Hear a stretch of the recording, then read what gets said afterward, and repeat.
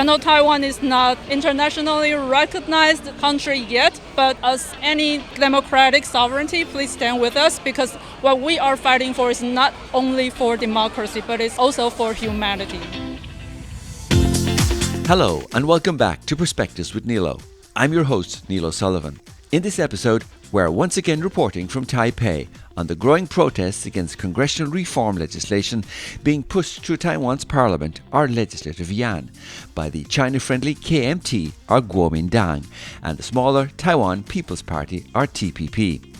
In the previous episode of this podcast, we reported from the protests on Tuesday, May 21st, where an estimated 10 to 15,000 protesters showed up to demonstrate about the disregard for procedural due process and the content of the new package of reform legislation, which many feel would challenge the authority of newly elected DPP President Lai Ching-te.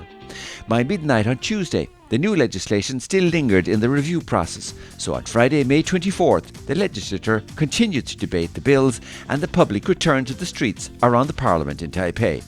We went there to report on the action and hear people's concerns. By 9 p.m. on Friday, organisers estimated that 100,000 people had come out to demonstrate against the package of new bills being pushed through Taiwan's parliament by the KMT and TPP. According to local analysts, Taiwan hasn't seen protests of this size since the 2014 Sunflower Movement. Personally, I've never witnessed a demonstration like this one. The things that stood out to me as a visitor were the speed of response and expert level of organisation to ensure everything ran smoothly for such a large event. For example, the organisers handed out literature, signs, bottled water and snacks, and even plastic rainwear to the thousands attending.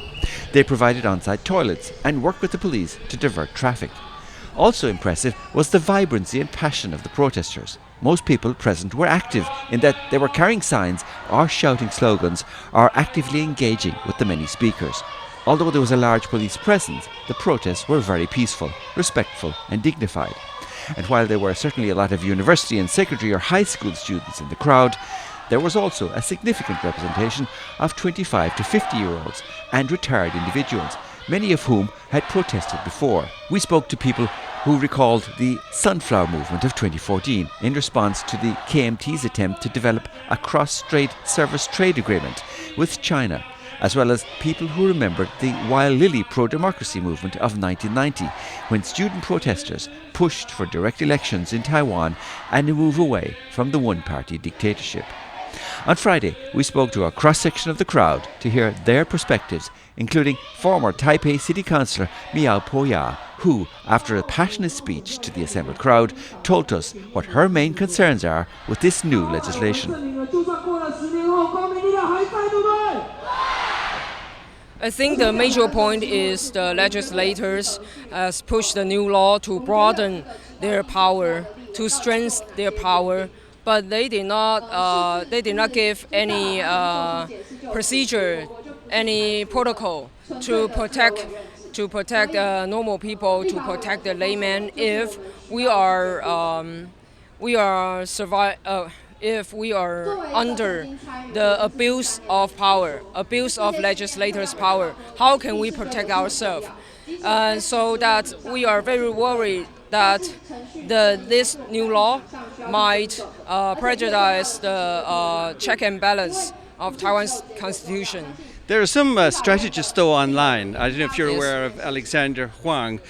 He's saying, it's a quest for better checks and balances between the executive and the legislative branches. What do you think of that comment?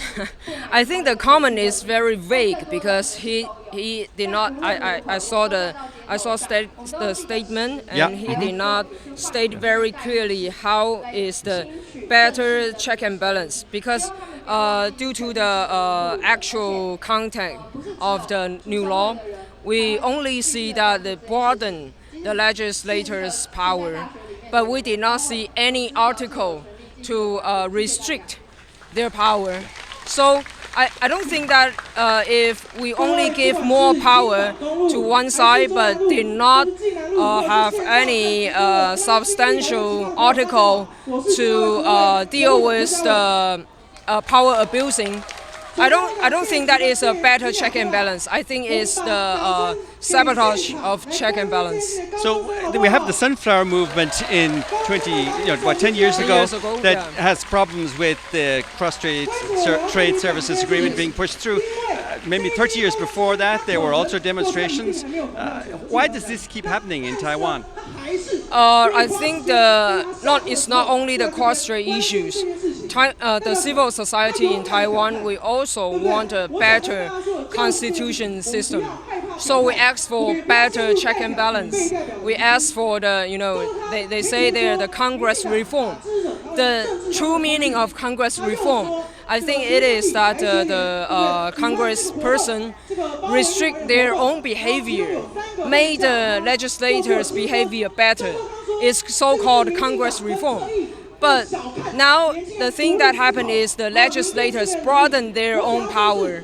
It's not the true meaning of Congress reform. Yeah. Are you happy with the turnout, the support for democracy this time? I think it shows the very vibrant strength of civil society in Taiwan. And as you can see, the crowd here is very peace and it's non-violent protest, and it shows the strength of Taiwan's democracy. And I know, and at this time, many foreign press are very surprised about war in the Congress, but I think the civil society's reaction could show you that the strength of Taiwan's democracy is quite vibrant but stable. Yes. Thank you very much, Councillor Mia. Nice to talk with you. So Lina, you're holding a sign. Can you tell me what it says and why you wrote it? Okay, it says "Stop congressional autocracy. Stop infringing on civilians' rights." And okay, why did you write that? I wrote this because I think there are a lot of issues going on. They're talking about procedural justice, how the Congress is reading through the laws with technical difficulties or problems. But I think the problem with the bigger picture is that they are claiming that because they are the majority in the Congress, that they can, do whatever they want. But in fact, they're actually turning into kind of an autocracy because the minority party in the Congress are being stripped away of their right to speak. So for example, if a bill, there's a first reading, there's a second reading, there's a committee. Usually there has to be some substantial conversation, debate during the committee. So what the majority are doing is they vote to stop the talking during the sessions, during the committee sessions, so which means that whatever law they're trying to pass, it actually hasn't been debated or talked about. So that's why I'm calling it a congressional autocracy, because they're not just majority, they're the only voice there is in the Congress. And so for a lot of foreigners watching that see the TV pictures, they see like fighting between the two parties, the opposition and the party in power. And so why does it come to physical blows in that case? Okay, I know that sounds a little weird, right? Because usually if it's a majority, then we would, the minority are supposed to respect the majority, so we would follow. But I think what's happening in Taiwan is there's kind of a dilemma that's similar to what happened in Ukraine, where once they actually thought they wanted to go against Russia, but then somehow they elected a president who was Russia-friendly, let's call that. And so that president, although he was an elected president, he did things or had policies that went against the people's wishes. So I think that's what's going on in Taiwan is a lot of times what the Congress is doing is, for example, China-leaning or pro-China, and that's not what people want. So the only way to stop them would be through physical altercation or procedural, try to stall the procedure. That's what they're doing. So I see pictures of like the speaker Han Kuo-yu standing on the podium, but he's surrounded by other members of his party Yes. in blue jackets, and it seems like they're trying to keep everybody else away. Yes. So why is that?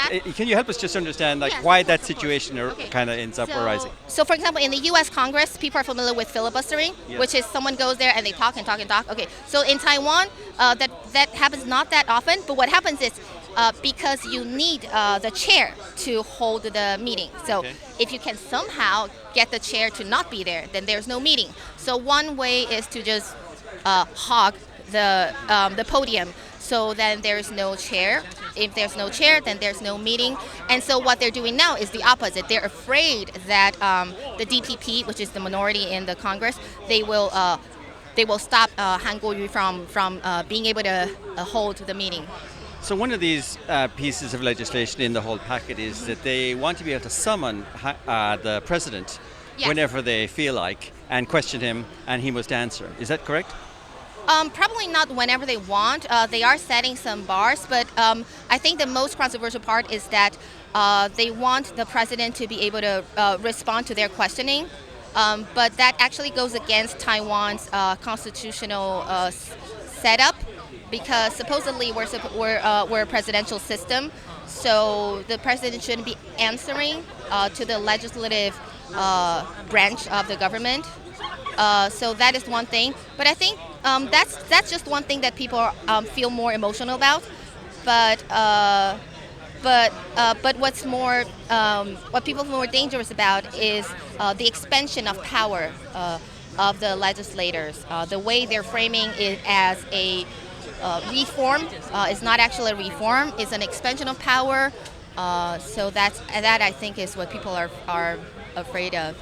I know there's been some situations in the past around the sunflower movement, and maybe 30 years ago there was also protests for democracy. Is there similarity with what Yes. happened before and what's happening now? I have to say, I am from the sunflower movement generation, if I should call that. We're mostly millennials and a little bit up and a bit down. Yeah, actually, I do think there's a lot of similarities. First of all, a lot of the organizers or the main online community speakers are from the original sunflower movement. We're calling ourselves the OG. Okay. And so we're actually kind of experienced with with protesting against the Legislative Yuan. And they are the main force behind all this. Of course, 10 years has passed, but we are still forming an online community. We're voicing ourselves, and I think the biggest thing in common between the sunflower movement and what's going on now are two things, actually, which is easy to understand. One of them is procedural justice, because that's what happened last time with sunflower movement. They try to sort of force the bill in 30 seconds or so, and this time they're also doing things that are not procedurally correct. For example, they have stopped with electronic voting. They're actually not even doing roll call. They're actually doing show of hand, and the numbers don't even match. Okay, so that's all that is part of the procedural justice. Okay, and I think my generation is a generation that grew up learning about the more progressive values. Okay, the second thing is both events are somehow tied to pro-China forces and Chinese agenda. So if that helps you understand, yes. How do you think it'll all play out? I mean, so you have the goings on in the Legislative Yuan now it started last Friday.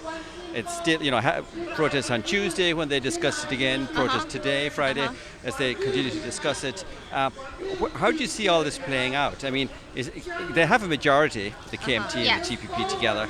Are they just going to push it through and that's it? Or is there an appeal process if they do? How can it all play out, do you think? Okay, first of all, well, technically, yes, because they have the majority votes, they can push it through. There's nothing to stop that. But after they do it, well, the president has to sign it, and after that, one of the ways to revoke the bills is if we ask for a judicial review, because it goes against the Constitution. So that's one of the things we're counting on. But that's also a little bit difficult because we are half of our judges are, I think, retiring this year, and they're gonna switch. So that's gonna be another problem because we need the Legislative Yuan to okay the people we choose. So that's not gonna be very easy. I think that's the thing. And does the president have to sign it? Could he decline? I think from what I've heard, I'm not a specialist in this part, but I don't think there's going to be much of a. I think if he refuses to sign it, it will still go through some kind of a process that they can push it through. So it's not as easy as if the president doesn't sign it, it doesn't go through. Yeah.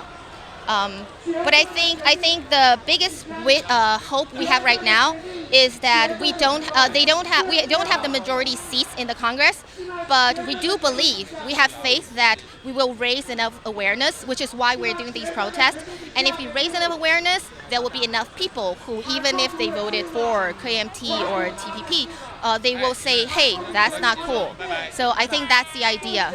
And you've got your young family here today, I noticed. So you're certainly starting early with the awareness. Yes, I'm trying to teach a little bit about democracy. I've traveled around the world. I hope they will learn respecting people. Democracy is also about respect between people and all that, and let them know that protest can be peaceful, right? There are good ways to try to do things, and then also just sometimes there might be evil forces behind something, and then I hope they learn all about that. Something that hasn't been that obvious on the table because we aren't presenting evidence like, oh, did China sign something?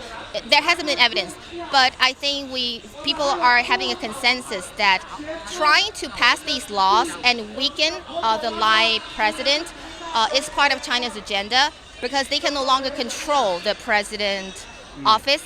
But they can control KMT lawmakers. So if they can try to find a way to do that, to create chaos within Taiwan, then it helps with their agenda to, let's say, harm Taiwan. So I think that's another thing that's in common with the Sunflower Movement, and that's what our generation, the Sunflower generation, is mostly like PTSD. It's PTSD for us. Can I ask your first name? Terry. Terry, you're holding a lily flower. Yes. Can I ask what's the significance of the flower? Well, actually, it's kind of like representing the first exercise that we had 30 years ago, called the exercise for fighting for the democracy. It happened 30 years ago. Okay, that's a long time ago. Yeah, but I wasn't there because I was too small. But I was in the Sunflower, 10 years ago. Are you surprised that, still 30 years later, or indeed 10 years later from the Sunflower movement, people still have to demonstrate for democracy here in Taiwan? Yeah, I kind of anticipated that because after our election in January, you've already known the result of the election result in Congress, but what I didn't expect is that we have to come here again with so many people fighting for democracy because like in the past 8 years, I believe that President Tsai have already built a very solid and what do you call that, very steady status globally. Yes. Yeah, but here we are. So yeah, it's kind of ridiculous. How do you think this will turn out? I mean, do you think the new president Lai Ching-te will be able to manage the situation to be successful for Taiwan's democracy? Because he's the elected president in Taiwan, so he has the same power as the Congress does. So I believe he will do whatever he can to, I can't say stop all this from happening, but I believe that our constitution and laws will do something to prevent this happening again. I believe that. But it seems like a lot of people believe that the KMT and TPP are influenced by the Chinese Communist Party. Mm-hmm. The Chinese Communist Party seem to keep trying harder and harder to annex Taiwan.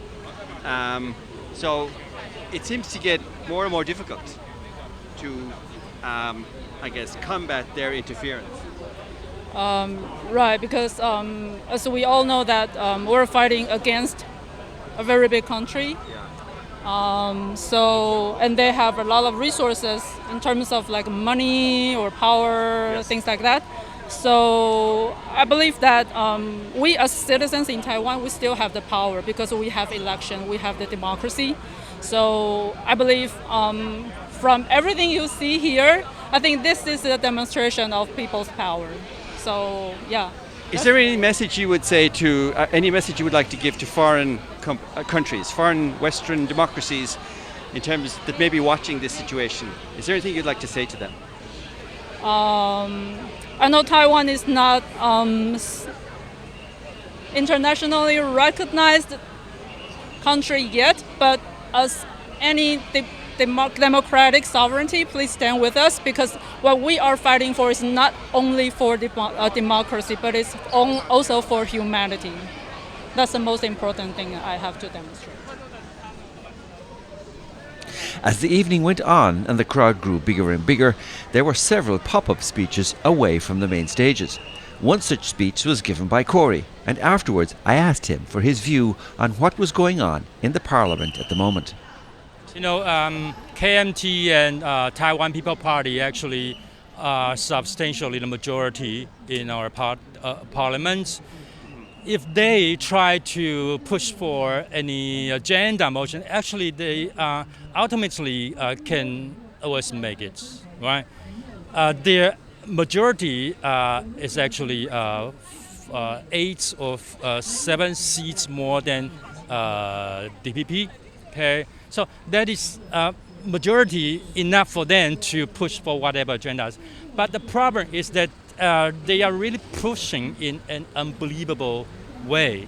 Okay, they use brutal violence. They even stop DPP congressmen entering into our Legislative Yuan. Okay, and you know, as you can see from local news reports, whenever there's a meeting, they actually no longer have any discussion at all. Okay, and KMT and also Taiwan People Party's congressmen occupied chairman's seats. Okay, and they can even cut off the microphone, turn off the microphone anytime they want. Okay, so the truth is that they don't want any discussion. That is outrageous to us. So, but I don't know. So what do you think they're trying to achieve in the longer term here? They are pushing for several specific motions, including, as I said, that very huge budget, transportation plan. Actually, even people in the east of Taiwan do not think that they need that new transportation because it is very risky and costly. At the same time, transportation network may need to cut through our J Mountain, right? And then that budget is unbelievably high, more than our governments can afford. This one thing. The other thing is about legislators' rights in our parliament. Okay, to be brief, they are expanding the reach of their rights. Okay, they can call anyone to Legislative Yuan and question them. Okay, if they don't agree, if they don't provide satisfactory answers, those even citizens and also companies will be guilty of the new law they are passing, so on and so forth. So, I mean, where do you think the motivation is coming from, or is there influence from China? You mentioned it in your speech here earlier this evening that there's possibly influence from China with the KMT. Is that real? Do you think they are not patriotic to that extent? Chinese government is pulling the strings behind. It's open to speculation. We are, at least me and some of my friends and many Taiwan citizens may reasonably suspect that China is behind all these very risky and very brutal moves.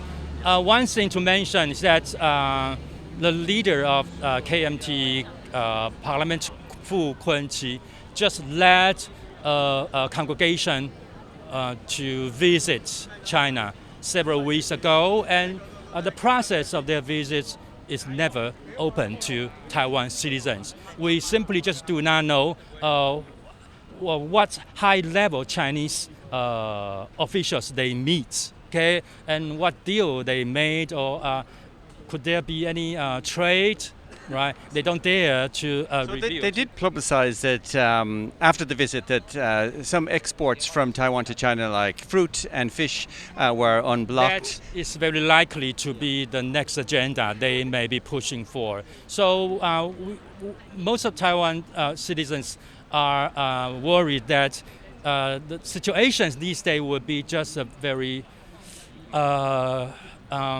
terrible beginning, right?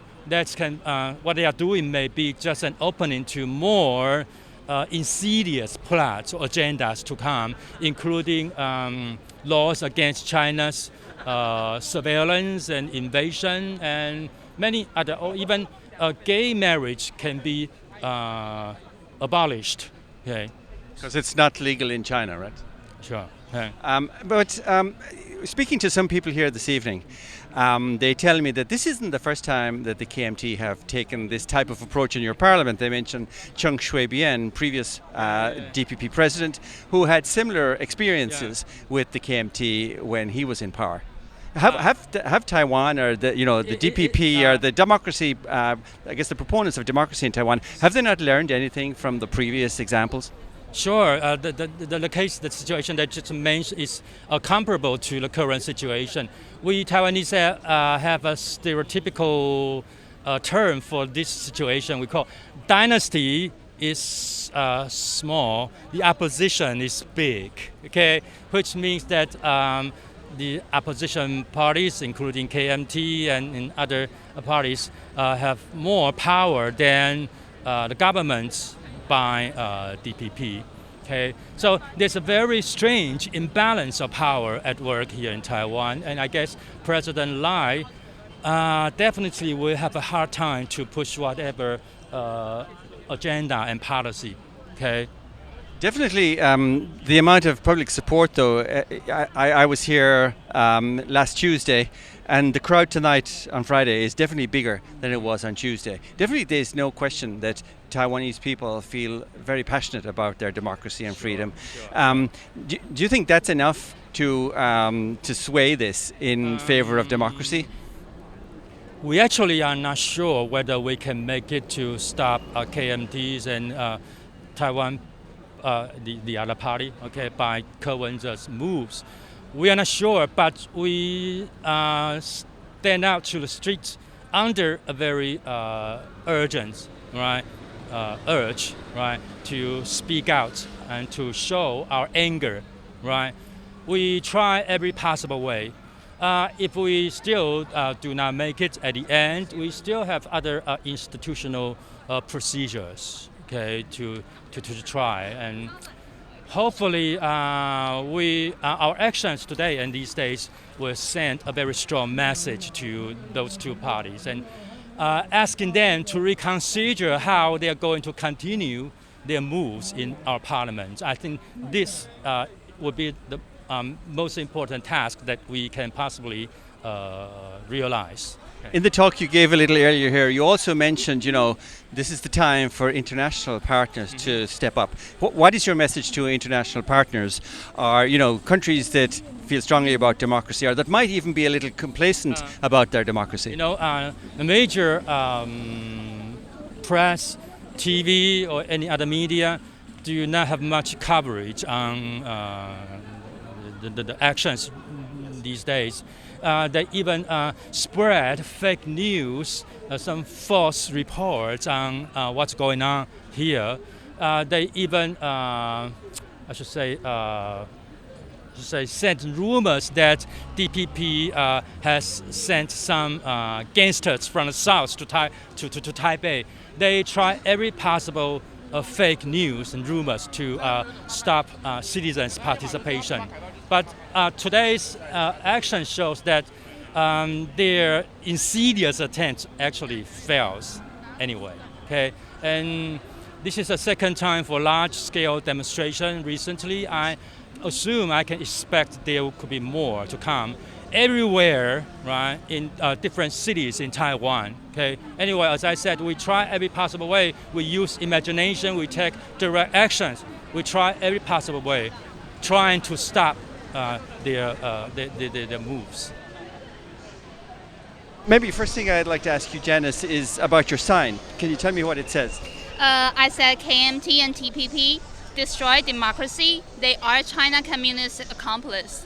So recently, what we found in Legislative Yuan that TPP and KMT, they're trying to using their power to actually pass those legislation that they don't even know, without any discussion, and they really ruined the processes, the procedures we should have. Like they're using their head counts because they have majority head counts than the other parties. So they're trying to pass those legislation, and those legislation are really harmful in some way. For example, they expand their power without proper limits. Like those words are not very precisely defined. That for people, for the normal people, normal folks like us, probably one day we will get to called in the Legislative Yuan without any protection. It says that you can hire a lawyer, but before you hire a lawyer, you have to get the agreement from the Legislative Yuan, which is totally impossible. I want to get the lawyer by myself because I'm a citizen in Taiwan, so I have my right to hire any lawyer in any circumstances. So what do you say to people who say that, it's just a quest for better checks and balances between the executive and legislative branches? Do you think are they just trying to improve the process? Why do you have suspicions about what they're trying to do? Because they are really leaning towards some vague wording in those laws. Like, for example, one of the leaders from the Legislative Yuan, they're trying to pass a big BOT case that they want to build some transportation that in between eastern and western Taiwan, which is really not reasonable for us. For me, I'm not really professional in that way. However, we did have some hearings from some transportation scholarship people. After investigation, they actually think it's not really worthy or not really cost-wise. It's not really feasible, maybe. Not feasible. I think they also say that because it's a huge amount of money, that certain approvals need to be received, which they try to bypass. Yeah, and it's actually, a lot of people suspect it's just another version of China's 一带一路, which is the Belt and Road. Belt and Road, because they allowed some overseas parties to bid the program. So we don't have anything to. We cannot really ban where they're from, and we cannot have the proper source of who they are will build that road or build that railway in Taiwan. So it seems like China also have some problem with Lai Ching-te's inauguration speech. Yeah. And as a result of that, for the past 2 days, they have done more military drills around Taiwan. What's your feeling about that? Does it scare you, or do you think it's just more noise? I grew up with that. So it's like the earthquake. We got those threatening all the time. So to us, it's just another way to show their muscle, and especially during this time, because there are a lot of internal issues within China. They have to set some enemies outside of their country that they need haters in China. They need to have someone to hate with. Today, we can see a lot of people really walking now. Personally, I'm really myself is really very I'm not very active people in a lot of ways, but we can feel a lot of anger among people, because we're really angry about what's happening. It's 2024, and fine, we get that KMT, TPP, you guys are the majority in somewhere in the government department. However, we need to follow the democracy procedure, and we need discussion. We need transparency of what we are doing, not just hiding everything on the table. Like you say, there's a lot of people have come out here today. Today is Friday, a work day. Are you surprised with the number? It's much more than last Tuesday. I did, because I was here Tuesday, and I can see people coming like after work and even after school. And today I was so really moved by how people are trying to work together for this country, because we can see that the value of this country is what we are doing. We need the core value to be as a citizen in Taiwan, to love our island. So Simon, you have a CPR demonstration here today. Yes. Why?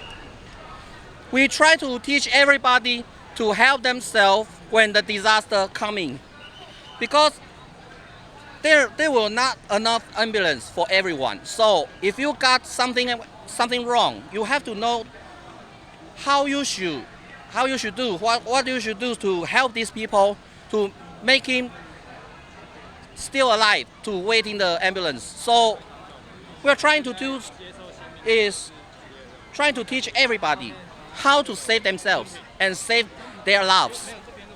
And do you find Taiwanese people are very willing and open to learn this? I think the ratio of willing to doing this is higher and higher for recent years. About maybe 2 years, 3 years, the ratio is about higher and higher, and woman more, female more than male. I don't know why, but it's the truth. I see recently when the Hualien earthquake happens, these skills are very useful for the public in a recovery situation. Yes, especially for already facing the disaster. You have to stop the bleeding, right? Like America, they got a national Stop the Bleeding month for teaching everybody to stop the bleeding, to hold the bleeding, and make everybody could stand a long enough time to the ambulance. And when you face the Hualien situations, we've saw that some building is falling, and the fire department come there very soon. But like somewhere in mountain, like Taroko, like somewhere else, you don't have communications, and you don't have other ways to building the link to the emergency responding departments. So you have to help yourself first. If you got somebody hurt and bleeding, and you got a tourniquet, then you could save him, right? No wonder maybe his hand will be damaged or something else, but his life is saved. And what's the name of your organization? Taiwan Militia Association, but we are now all doing about stuff linking to civil defense, for helping each other to save people from the maybe falling buildings or something stuck in or else. We are trying to do this, and we are trying to provide enough information and knowledge to build another communication like radios. Yes. So you carry a radio at the moment? Yes, I carry a radio. So you can communicate with emergency services? Can you, like fire brigade? No.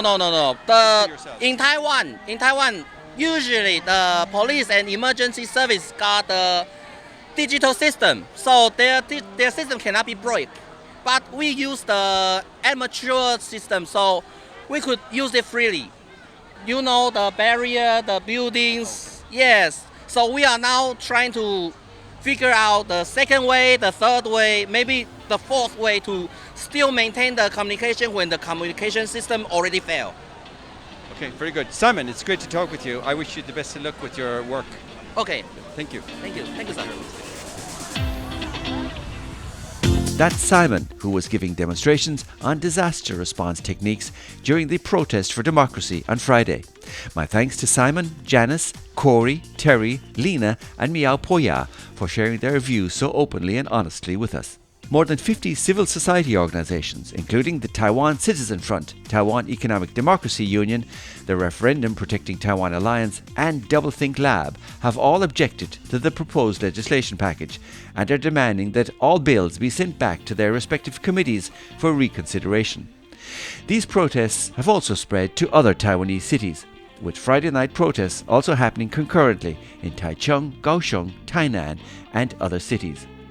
Listeners may also be aware that on May 23rd and 24th, the military wing of the Chinese Communist Party, the People's Liberation Army or PLA, launched what they called punishment drills around Taiwan in response to the inauguration of Taiwan's new president, Lai Ching-te, a few days earlier. The drills are part of an escalating campaign of intimidation by China. However, as you will have heard from some of our interviewees, this wasn't foremost on their minds, nor did it feature in the protests. We also want to let our listeners know that in order to present a balanced report, we have been eager to hear from a KMT spokesperson to share their view on this legislation and the goings-on in the Parliament, and we continue to reach out to the KMT for comment. However, they have not yet responded to our requests. Ongoing discussion of these bills is expected to continue on Tuesday, May 28th in the Parliament, with more protests expected then. How it all pans out in the long term is still unclear. There are several scenarios being speculated on in local media. In any event, we will continue to monitor the situation and report on any updates. So make sure you like, follow and subscribe to our podcast feed and social media pages so you don't miss out. You can find all the details at pwnilo.com.